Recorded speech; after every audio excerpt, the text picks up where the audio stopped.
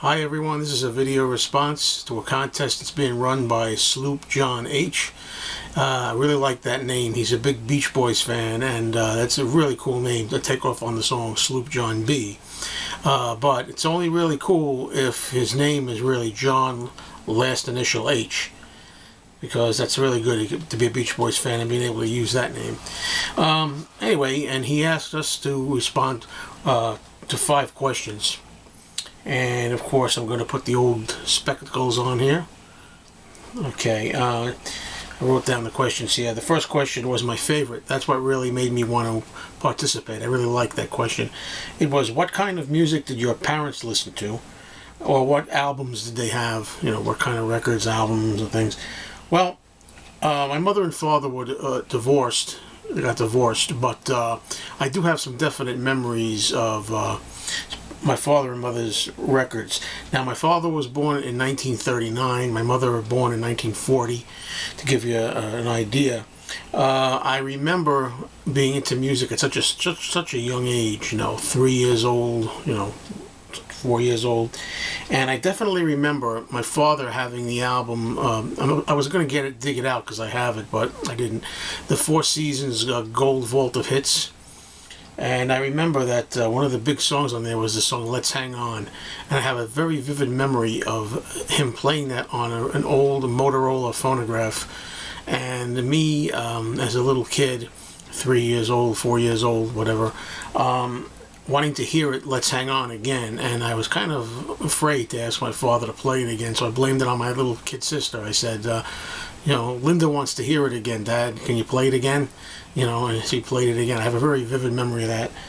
I also remember seeing the album cover for the Supremes' Where Did Our Love Go? The U.S. cover when they're wearing kind of green dresses. I remember seeing that album. And I remember also seeing a Johnny Mathis album cover. But most of the music that I remember came from my mother. My mother was a big fan of the 50s. Obviously, she's born in 1940, and the first records I ever listened to were from her record collection. And I say hers, maybe they were my dad's too, I don't know, but they were stuff like, all kinds of stuff like Yeah, stuff like The Elegants doing Little Star, Jan and Dean doing Baby Talk, stuff you would expect from like the 50s, very early 60s. And there was a really nice collection. That's how I got familiarized with a lot of that stuff. So that's the stuff my mom listened to a lot. And I remember in later years, as we got into, say, the late 60s, early 70s, when they got divorced, we moved in with my grandparents, my grandmother and grandfather on my mom's side, my maternal grandparents. And my mother got one of those big, long stereo consoles, and she used to join the record club. And the record club, she would always be getting all these releases. Her big favorite then was Engelbert Humperdinck, which, because of her, I got some kind of an appreciation for some of Engelbert's music. And like I say, 50s, she would buy a lot of 50s collections. She's kind of a big Elvis fan, and I remember her getting the Aloha from Hawaii via satellite 1973 album, and she also bought the 1976, I want to say, the TV album Elvis with the blue background and the big letters Elvis when he's wearing, the Vegas-y kind of suit. And that's when I first really got an appreciation for Elvis Presley. My mother took me to see the movie American Graffiti when it came out, and I don't know if it was that movie or another movie that was also being played with a double feature, Let the Good Times Roll, which was really, really good. And those two got me really into the 50s. So I grew up with a real appreciation for the 50s music thanks to my mom's taste in that. Of course, with the record club, she also got anything that was new at the time. I remember her getting Helen Reddy, some new Helen Reddy stuff, and I remember my mom buying the record 45 of Simon & Garfunkel's Cecilia when it first came out. Lynn Anderson's Rose Garden. So I had an appreciation 50s, 60s, and early 70s. So that was Neil Diamond. My mother was a big Neil Diamond fan. She had some Neil Diamond albums. So that's how I got to like a lot of that stuff, which still is my taste today. A lot of mainstream, a lot of hits kind of stuff. and the occasional odd track here and there. My grandparents, on the other hand, my maternal grandparents, my grandfather was born in 1907, my grandmother born in 1908, and around their house they had Mario Lanza, Mitch Miller, Nelson Eddy, Bing Crosby. Al Martino was big. He had a lot of Al Martino albums, and Tony Bennett, as you might expect.